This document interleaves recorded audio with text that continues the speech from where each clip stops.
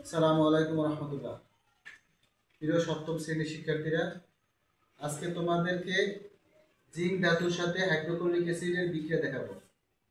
এতে প্রয়োজনীয় উপকরণগুলো হলো গোলতলি ফ্লাক্স, জিঙ্ক ধাতু, হাইড্রোক্লোরিক অ্যাসিড, দিয়াস লাইট, মোমবাতি। প্রথমে আমরা গোলতলি ফ্লাক্সে কিছু পরিমাণে জিঙ্ক ধাতু নেব।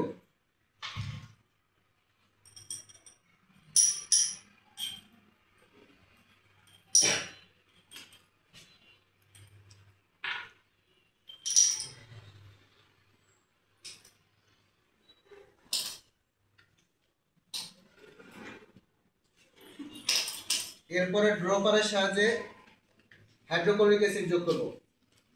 এটা হলো হাইড্রোক্লোরিক অ্যাসিড, যার রাসায়নিক নাম হলো, রাসায়নিক সংকেত হলো HCl।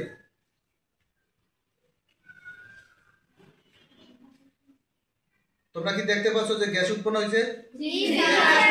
এই গ্যাসটা শনাক্ত করার জন্য আমরা